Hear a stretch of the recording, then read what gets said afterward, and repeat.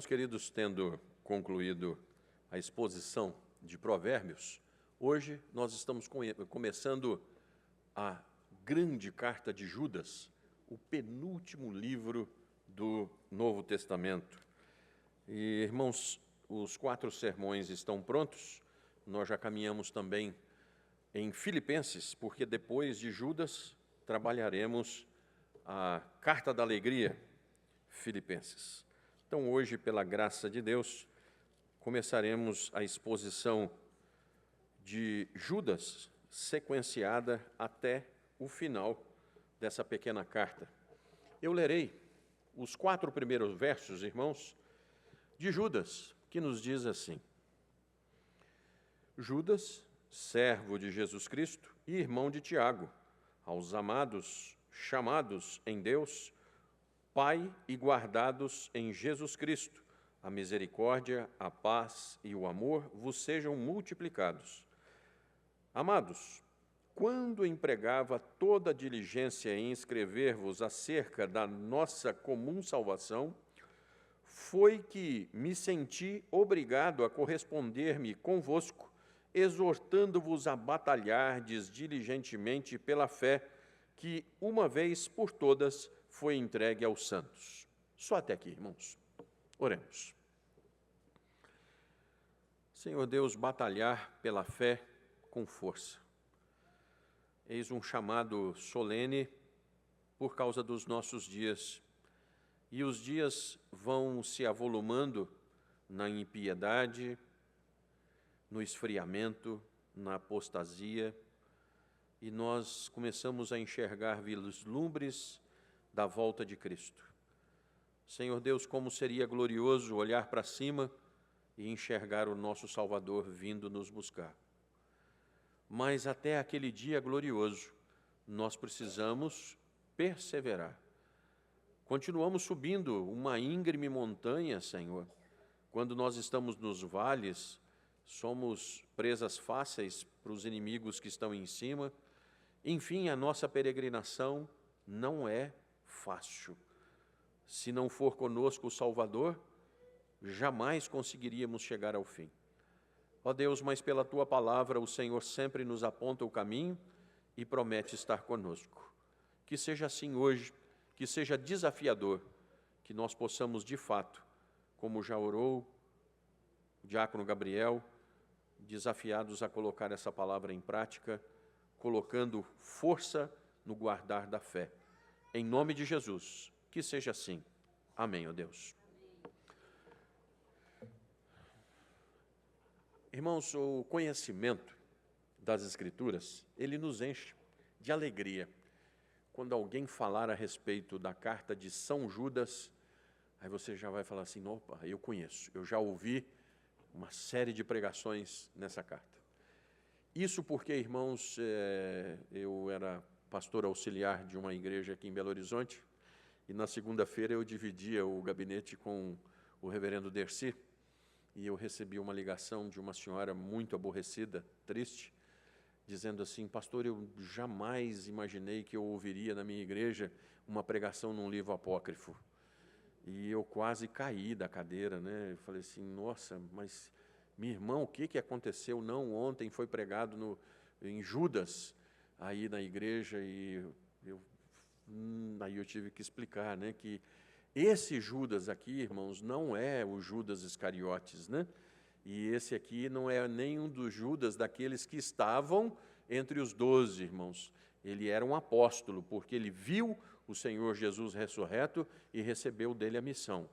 Mas esse aqui não é apócrifo e não é também o Iscariotes, tá, irmãos? Então, a partir de hoje, você volta para casa em paz, porque esse Judas aqui, ele é irmão do Senhor Jesus.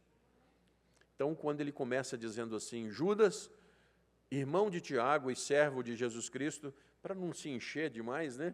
Porque se Tiago era irmão de Jesus Cristo e ele é irmão de Tiago, então logo Jesus é irmão dele também, né? Dito isto, irmãos, as Sagradas Escrituras são conhecidas para serem colocadas em prática. Nós estudamos para deleite, mas nós estudamos para serviço. Todas as vezes que aprendemos o texto bíblico, repousa sobre nós a responsabilidade de colocarmos em prática. Uma coisa é você não saber e errar, e aí você apanha pouco. Mas Lucas 12:48 diz o seguinte: se você sabia e não obedeceu, são muitos açoites. Algumas pessoas vêm para a igreja por esporte, né? Eu não brincaria com isso. Você ocupa o lugar do templo da casa de Deus para ser instruído por Deus, para colocar essa escritura em prática, que não é fácil, mas para obter todos os benefícios de uma vida de fidelidade para com Deus. A igreja primitiva, irmãos, quando viu essa carta, nunca duvidou da autoria canônica de Judas. Nunca. Porque começa-se, então, Judas, servo de Cristo, irmão de Tiago, nunca houve dúvida quanto à autoria. O que reforça essa ideia, tendo todo o Novo Testamento ter sido escrito por uma figura apostolar ou a partir do relato dele. Todos os livros do Novo Testamento ou foram escritos por um apóstolo ou a partir de um relato dele. E é por isso que o texto é sagrado, irmãos, porque os apóstolos tinham a revelação da parte de Deus. Então, na dispensação antiga, os profetas no Antigo Testamento e os apóstolos no Novo Testamento. Eu não posso ir agora, mas nós poderíamos ler em Efésios 4, 11, 12 e 13, Deus dizendo que Ele faz a edificação através de profetas, apóstolos, pastores, evangelistas e mestres. Apóstolos e profetas, Antigo ou Novo e Antigo Testamento. E agora os pastores e mestres e evangelistas que pregam essa palavra. E me permitam, nenhuma das variações do grego ali permite um substantivo comum de dois gêneros. Pastor é pastor, não é pastora. Apóstolo é apóstolo, não é apostoliza. Sem comentário. Irmãos, a data provável da escrita de Judas está entre 65 e 80 depois de Cristo. Irmãos, mas existe uma semelhança tão grande com 2 de Pedro, porque, irmãos, há uma conexão ali, especialmente no capítulo 2 que nós lemos na liturgia, que a alta crítica, aquela que nós estamos estudando aqui na escola dominical, aquela feliz alta crítica, eles dizem assim, ou Judas copiou de Pedro, ou Pedro copiou de Judas. O sujeito é tão infeliz que ele não pode crer, né, que o autor das Escrituras é o Espírito Santo de Deus, que o Espírito revela a mesma coisa para um num lugar e a mesma coisa para o outro no outro lugar. E essa é uma das maiores belezas do texto bíblico, a coerência exata. Um está a 1000 quilômetros de distância, há 200 anos antes ou depois, e eles escrevem a mesma coisa. Mas a autocrítica diz que Judas copiou 2 de Pedro. Chegue em casa e dê uma olhada, porque o texto é exato. Mas exato mesmo. Muito bem. Judas está dizendo assim, igreja, eu queria falar para vocês de um assunto muito gostoso, a nossa comum salvação. Mas eu dei uma olhadinha aqui em volta e o negócio está feio. Eu preciso tratar de apostasia e falsos mestres. Judas menciona a presença dessas figuras infiltrados na comunidade cristã. Um problema que se intensificou nas últimas décadas já do século I. Falsos mestres, irmãos. Por isso também teria sido adotada na 2 de Pedro, tá, irmãos? Às vezes nós falamos assim, 2 a Pedro. Não, a carta não foi escrita para Pedro, ela foi escrita por Pedro. Timóteo é diferente. 2 de Paulo a Timóteo. Então, é uma carta específica, Timóteo. Pedro é uma epístola, ela é para toda a igreja. Aquela carta de Paulo a Timóteo foi para o jovem pastor, que também nos atinge, né? Então, essa é a diferença que nós gostamos de fazer entre carta e epístola. Epístola de Pedro. epístola de Pedro e não a Pedro. Irmãos, uma coisa extraordinária.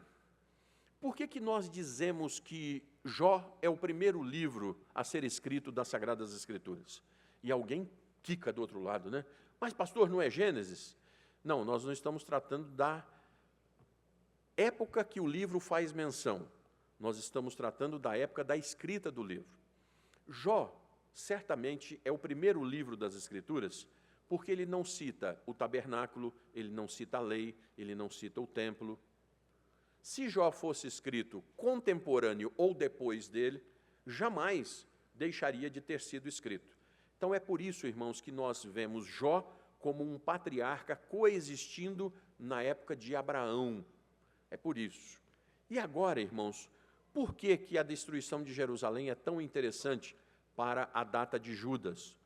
Judas não faz nenhuma referência à destruição de Jerusalém pelo general Tito Flávio. Por que não? Porque não tinha acontecido ainda. Então, certamente Judas foi escrito antes do ano 70. Senão, Judas teria feito menção nessa pequena epístola. Irmãos, o propósito da carta. A carta foi escrita para alertar os cristãos sobre, de novo, falsos mestres e apóstatas, que estavam distorcendo o evangelho e promovendo imoralidade na igreja. O texto sugere que, menos de 50 anos depois da morte do Senhor Jesus, da sua ressurreição, a igreja estava enfrentando uma fase crítica de derrocada doutrinária e moral, com influências libertinas e gnósticas. Embora Judas não identifique diretamente os gnósticos, porque isso vai ser cunhado no segundo século, né? Nós vemos que os falsos mestres já pronunciavam ali os padrões do que seria o gnosticismo. Nós até hoje temos gnósticos no nosso meio. E o que eram os gnósticos? Os gnósticos, do grego gnosis, conhecimento, significa um grupo que acreditava que a salvação vinha apenas por você conhecer. Se você souber, está tudo bem. Irmãos, nós continuamos com o mesmo problema. Eu gosto muito, porque eu partilho muito disso com o reverendo Ricardo, Romanos 8, 29, né? A Bíblia nunca disse que Deus predestinou ninguém à salvação, e o que tem de presbiteriano arrogante que diz assim, eu sou um predestinado para ser salvo, é mesmo? Romanos 8, 29 diz que você foi predestinado para ser conformado à imagem de Cristo. Se você não nascer de novo e o conhecimento descer para o coração e isso te transformar, não acredite que o conhecimento vai te salvar, ele vai te condenar. Nicodemos, mestre da lei, importa-te nascer de novo. Exatamente. E os gnósticos então dizem, não, se você tiver o conhecimento, um conhecimento secreto e espiritual, isso me recorda uma ordem, né?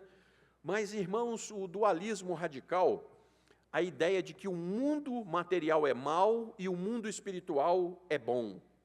Eles acreditavam que o Deus criador do Antigo Testamento era um ser inferior e maligno, mas o Deus do Novo Testamento era um Deus bom e superior. Rejeição do corpo físico, irmãos. Os gnósticos se tornaram ascetas, negando qualquer prazer físico, e eles caíam, então, no libertinismo, alegando que o que era feito com o corpo não afetava a alma, então tudo bem, estava valendo.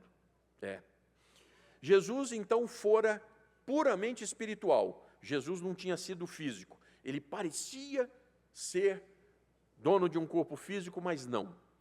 E aí os falsos mestres do gnosticismo, denunciados por Judas, parecem ter seguido essa linha do libertinismo gnóstico, pois deturpavam a graça de Deus para justificar a imoralidade.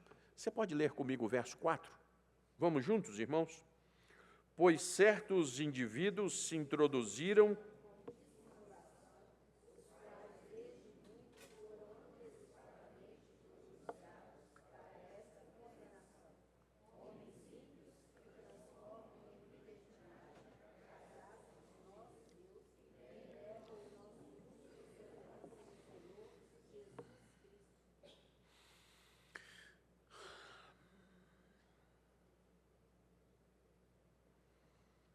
Irmãos, na sexta-feira eu fiquei muito triste.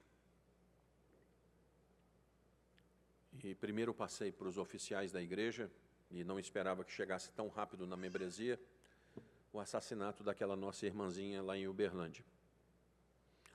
Uma menina linda, que fazia bullying com um colega da igreja, os dois presbiterianos. E o bullying desembocou no garoto que tinha já alguma dificuldade, ele voou nela com uma tesoura e a matou. A igreja está sofrendo muito, irmãos, pelas duas famílias envolvidas, pelo escândalo, porque isso ainda vai desdobrar por causa de bullying.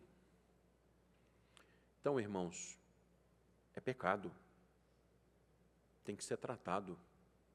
Nosso filho não pode fazer bullying com ninguém. E você tem que sentar com o seu filho para ouvir dele se ele está sendo bulinado por alguém. Porque uma hora isso vai estourar, irmão. Mas, irmãos, no sábado, eu fui surpreendido por um escândalo quando foi levado ao Senado Federal de uma liderança de Minas Gerais, de uma certa igreja, que um dos fundadores está sendo acusado de estupro de menor, pedofilia e outras coisas do gênero.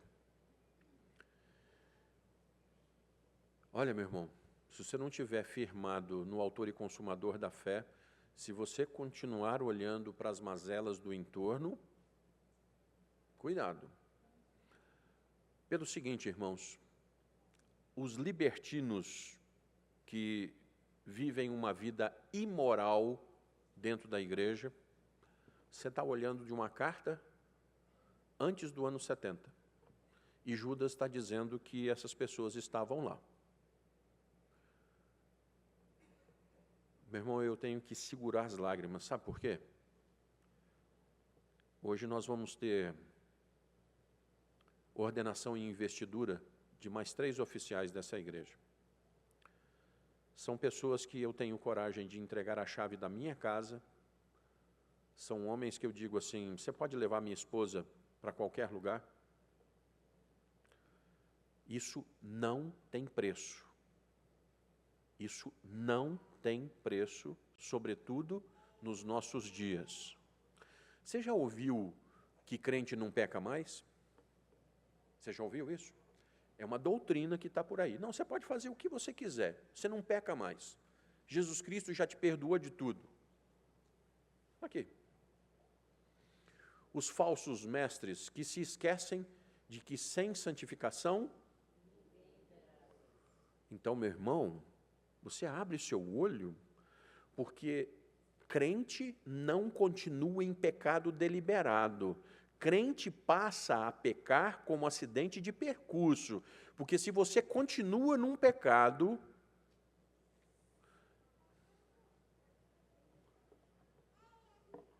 irmãos, quem eram os libertinos? Os libertinos eram aqueles que pregavam essa liberdade moral extrema, negando qualquer obrigação de obedecer à lei de Deus. Você já ouviu que nós não estamos mais debaixo da lei, sim da graça? Você já ouviu que nós não temos que obedecer à lei mais? Você já ouviu isso? Mas, por favor, você podia me ajudar, porque eu posso ter esquecido. Aonde é que Jesus Cristo revogou a lei? Eu acho que é diferente. Eu acho que ele falou assim, eu não vim para revogar, mas eu vim para... E se você me ama, você guarda... Ah, bom, esse é o evangelho que eu conheço segundo as Escrituras. Então, irmãos, os antinomistas, eles são libertinos. Não, você não precisa guardar mais a lei. O quê? Ô, meu irmão, quando você é salvo, tem alguém cumprindo a lei por você. Para você ser salvo, a lei tem que ser cumprida. Cristo entra na frente e diz assim: eu cumpro a lei por você. Não é que Deus, quando Jesus Cristo veio, ele embolou a lei e falou assim: não, não precisa mais não. Precisa. E para você ser salvo, alguém está pagando o custo do pecado. A dona Elza aqui, a dona Elza, eu perguntava: o que é pecado? A dona Elza: é toda transgressão da lei de Deus. Aqueles que foram doutrinados, que conhecem catecismo, irmãos, pecado é toda transgressão da lei de Deus. Bom, então se não tem mais lei, não tem pecado. Vocês estão vendo aonde vai a coisa, irmãos? As doutrinas. Irmãos, por favor, doutrina é coisa de homem. Como é que é o negócio? Jesus Cristo falava e as multidões se admiravam da sua doutrina, porque ele falava de uma forma diferente dos fariseus. Ele falava como alguém que cumpria o que ele estava dizendo. Corpo doutrinário, irmãos. No dia que a Igreja Presbiteriana do Brasil deixar de ser amparada pelos seus símbolos de fé, que é a confissão de fé e os catecismos, nós nos tornamos uma igreja como outra por aí. O que nos mantém nos trilhos é a nossa confessionalidade. Por isso os oficiais vêm à frente da igreja e juram diante de Deus subscrever os símbolos de fé. Irmãos, a nossa fé está escrita. Nós não falamos: eu acho. Você não tem direito de achar coisa nenhuma. Ou você diz o que as Escrituras dizem, ou você diz assim: eu não sei. Porque o diabo vai continuar batendo no corpo doutrinário, irmãos, para poder nos levar como meninos de um lado para o outro pelos seus ventos de doutrina. Hoje é G12, todo mundo corre atrás. Hoje é fogo no monte, vai todo mundo atrás. Vamos fazer o seguinte: doutrina, meu irmão, e você está seguro nas Sagradas Escrituras. É isso que nos importa. O que os libertinos faziam? Primeiro, transformavam a graça em libertinagem. Eles usavam a doutrina da graça como desculpa para práticas imorais. Não, nós estamos na graça, pode tudo. Eles rejeitavam a autoridade e falavam mal dos seres celestiais. O verso 8. Provavelmente, irmãos, eles rejeitavam a autoridade apostólica sobre eles. Irmãos, quem tem dificuldade em submeter as autoridades, muito bem. Comparação com Caim, Balaão e Corá, no verso de número 11.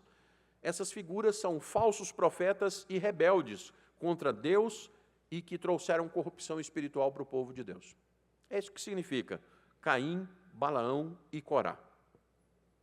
Esses três grupos minavam a santidade da verdadeira fé cristã, promovendo uma vida sem arrependimento e uma teologia completamente distorcida. Então, irmãos, eu estou tentando levar a igreja para essa coisa gostosa. O que nos difere, irmãos, na interpretação de um texto? Porque por aí se diz assim: não, mas cada um interpreta do jeito que quiser. Bom, tudo bem, mas então você vai ver quem que você vai atrás. Porque o método de interpretação correta de um texto bíblico é um método histórico-gramatical, irmãos. Então, nós procuramos saber qual era o contexto do autor a escrever o texto, porque senão eu vou dizer uma coisa que não era texto, por um pretexto. Qual era o contexto aqui? Judas estava cerceando os falsos mestres e dizendo para a igreja: irmãos, vocês precisam de uma vida de santidade, porque senão, Judas é um judeu e usa a literatura judaica, até fontes extracanônicas, como o livro de Enoque, versos 14 e 15, é um apócrifo, e uma tradição sobre Moisés, no verso de número 9, tradição judaica, ele usa, o que sugere que os seus leitores estavam muito familiarizados com essa base que ele usa para o texto. Lembrem-se que o Senhor Jesus, judeu, veio para os seus e os seus não o receberam. E como os judeus foram rejeitados e rejeitando Jesus, deu o poder de todos aqueles que creram em Cristo serem feitos filhos de Deus. Então, irmãos, essa pequenina carta é uma chamada à perseverança na fé. Você é muito quadrado. Você não está se atualizando, não? Nossa, você é muito radical. Vocês vão ouvir isso? Judas encoraja os fiéis cristãos a permanecerem na fé, a orarem no Espírito Santo e aguardarem a volta de Cristo. Eu vou voltar nesses 3 pontos. Permanecer na fé, orar no Espírito e aguardar a volta de Cristo. Mudou o quê, irmãos? Do ano 70 até agora, mudou o quê? Nada. E se mudou alguma coisa? Vamos resumir o livro, irmãos. O quanto esse livro, então, é atual e contemporâneo. Quem escreve a carta para exortar os cristãos a batalhar pela fé que uma vez por todas foi entregue aos santos? Judas está dizendo, vocês não são da novidade, vocês são aqueles que andam pelas veredas antigas, vocês querem batalhar pela fé que foi entregue para vocês. O mesmo evangelho, porque se descer um anjo do céu e entregue um evangelho novo, não presta. Vocês estão vendo como é que uma coisa vai juntando com a outra, irmãos?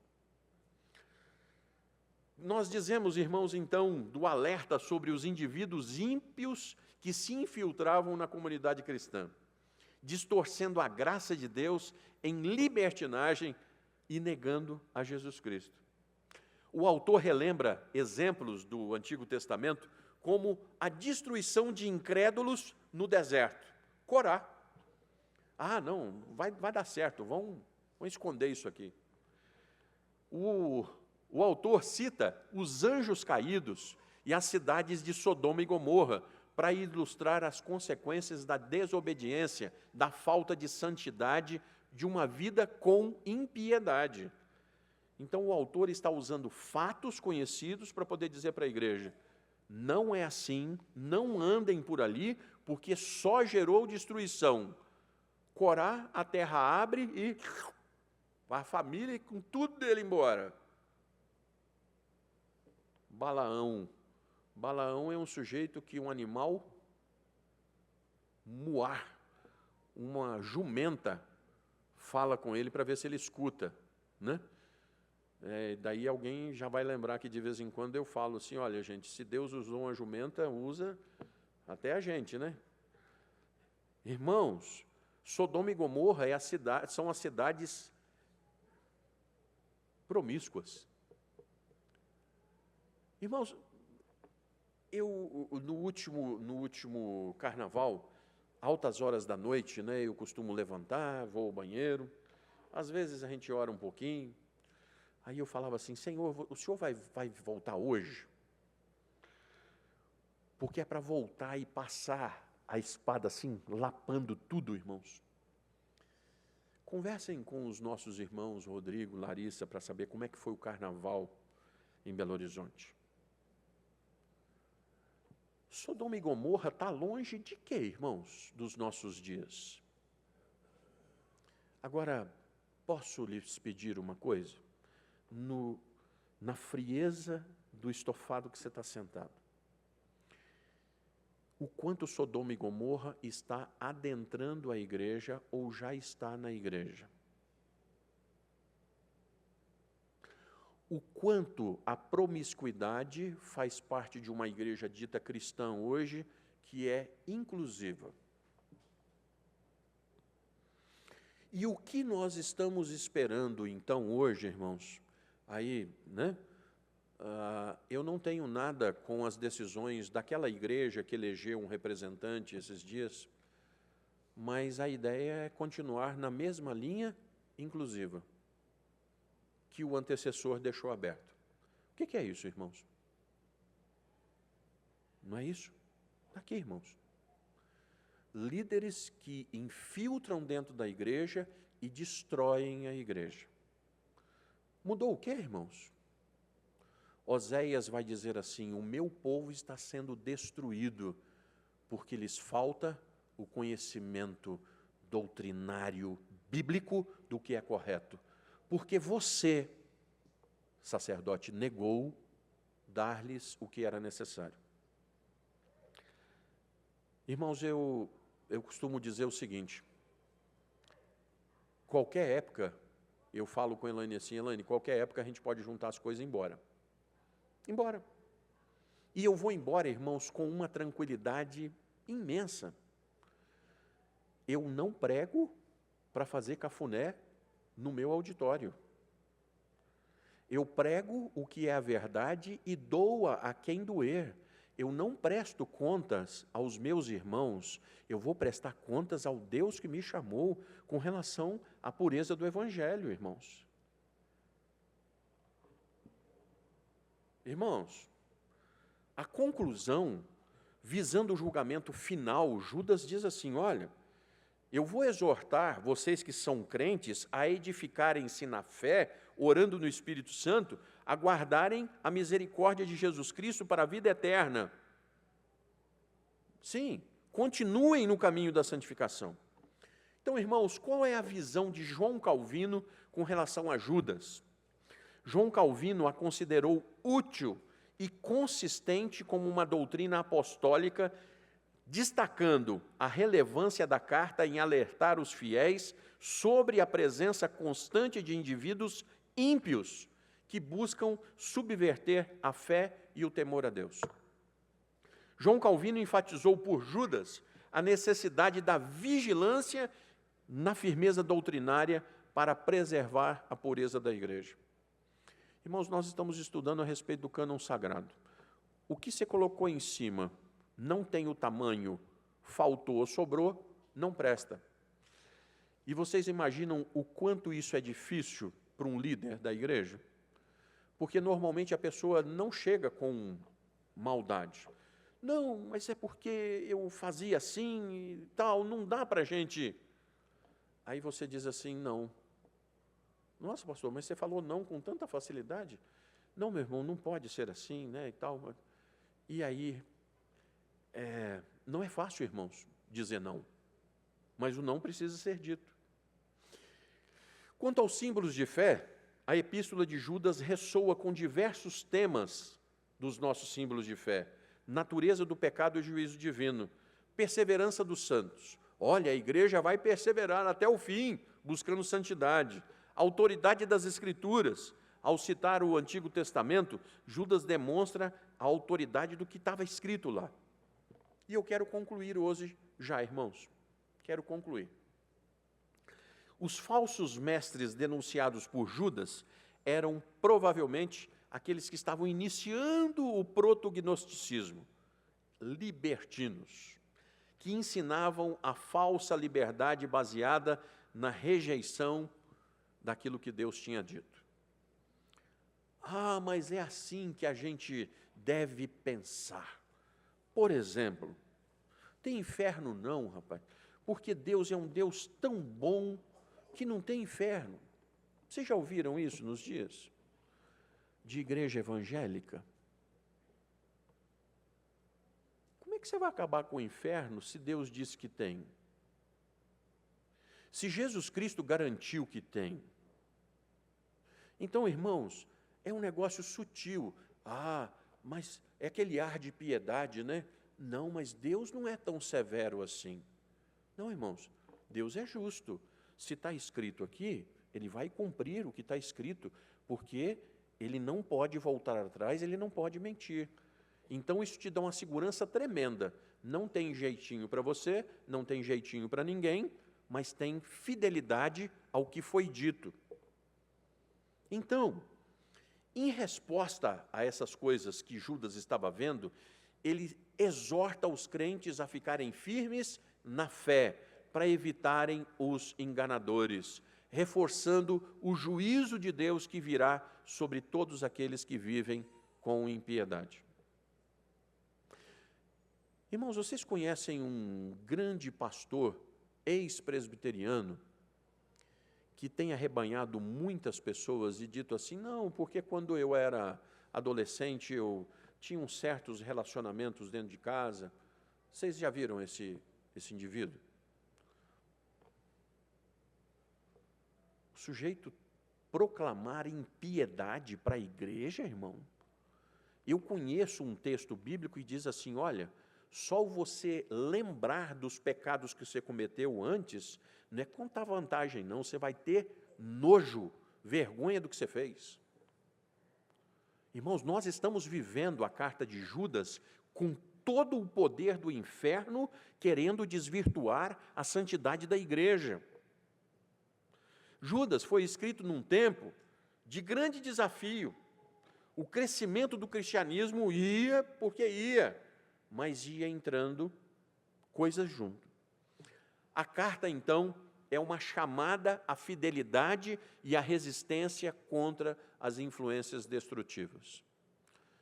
Meu irmão, eu vou olhar a igreja nos olhos.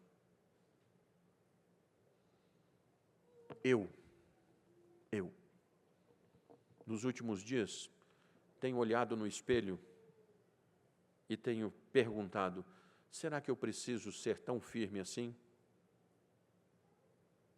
Pelos problemas que eu estou vivendo, será que eu não posso abrir um pouquinho? Será que eu não posso ser complacente um pouquinho? Aí o Espírito Santo de Deus fala assim, estuda Judas, expõe para a igreja. Para quem que Deus fala primeiro? O que Deus me falou por Judas? Quanto é que eu posso abrir? Aqui em Minas Gerais, irmãos, tem um ditado tremendo.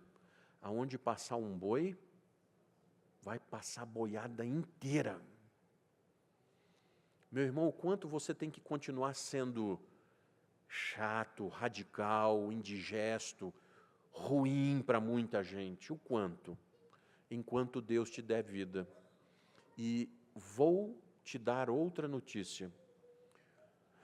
Porque os piores inimigos serão os da sua própria. Onde é que você vai sofrer mais para poder manter a sua fé? Você acha que é na rua? Você andar ali, ó, ninguém te conhece. Você andar ali, ó, o sujeito pode xingar a sua mãe, você não conhece. Mas quando você chega dentro de casa, na sua família, e as pessoas colocam em xeque a sua fé e o seu Deus, você vai lembrar do quanto isso dói. E para muitas pessoas aqui, vocês sabem o que eu estou dizendo. Nós estamos sendo chamados, irmãos, a mantermos uma fé com força. Porque se você bambear, você vai tomar uma pancada e machuca, e você cai. Mantenha-se firme na sua fé. Quero terminar com 3 perguntas. Você concorda que a Bíblia é atual, tratando de temas atuais para a sua perseverança, para a perseverança da sua fé? Você crê que a Bíblia é isso, um livro atual? Segundo, você concorda que as Sagradas Escrituras estão nos alertando sobre lutas contra falsos ensinos nos nossos dias? Terceira pergunta. Você concorda que você deveria estar lutando mais?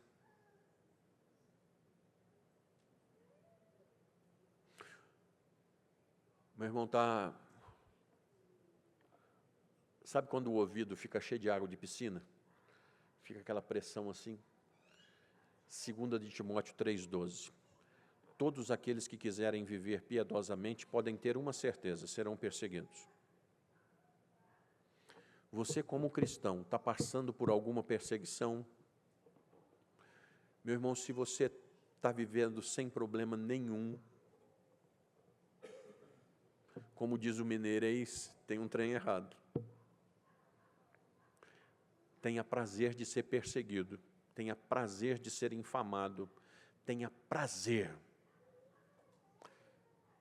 Se você não está sendo alvo de lutas, você não está defendendo uma fé como deve ser defendida. Que Deus nos livre, irmãos, porque se nós temermos aos homens, nós tememos aos homens, mas se nós temermos a Deus, nós não temos que temer a mais ninguém. A quem temos temido?